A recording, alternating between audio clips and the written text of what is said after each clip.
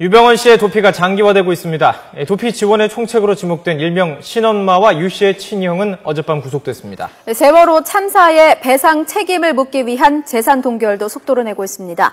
인천지검 특별수사팀에 나가 있는 취재기자 연결합니다. 권준기 기자. 네, 인천지방검찰청입니다. 네, 결국 신엄마에 대한 구속영장 발부가 됐죠? 그렇습니다. 어젯밤 8시 반쯤 이 법원이 구속영장을 발부했습니다. 도주의 우려가 있다고 판단을 한 겁니다. 신엄마의 경우는 검찰에 자수하긴 했지만 그동안 숨어 있었다는 점이 고려된 것으로 보입니다. 어젯밤 구속되면서 신엄마는 인천구치소에 수감이 됐는데요.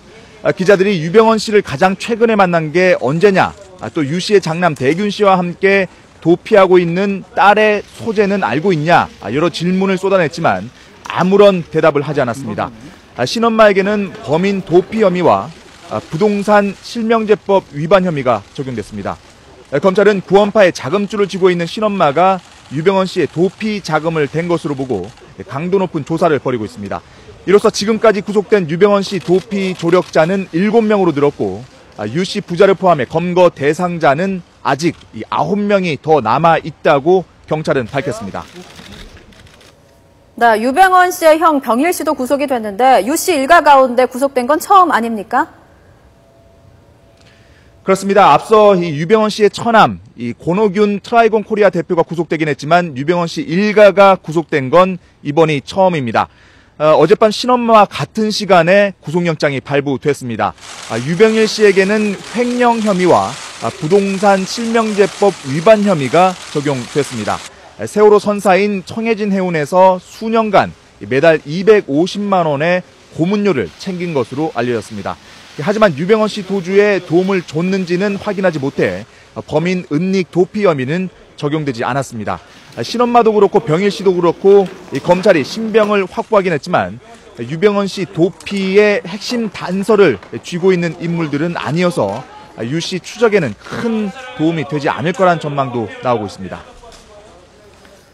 네, 유병헌 씨 일가에 대한 재산 동결 추가로 이루어졌죠? 그렇습니다. 검찰은 어제 213억 원에 달하는 재산을 2차로 추징 보전 청구했습니다. 유병헌 씨의 실소유 재산을 추가로 밝혀낸 뒤에 법원에 동결해달라고 요청을 한 겁니다.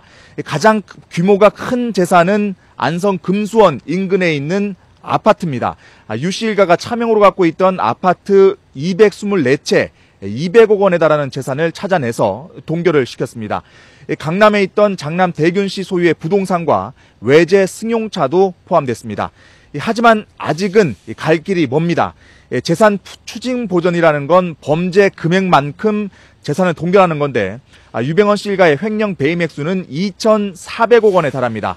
하지만 어제까지 동결한 재산은 앞서 추징 보전한 161억 원에 더해서 374억 원에 불과합니다. 물론 비상장 계열사 주식과 대균 씨가 수집한 골동품 시계 등은 시가로 잡히지 않았지만 아직 2천억 원가량의 차명 재산을 더 찾아내야 되는 겁니다. 검찰은 전국 곳곳에 있는 구원파 관련 영농조합이 유 씨 일가의 차명 재산의 가능성이 높은 것으로 보고 집중 수사를 벌이고 있습니다. 지금까지 인천지검에서 YTN 권윤기입니다.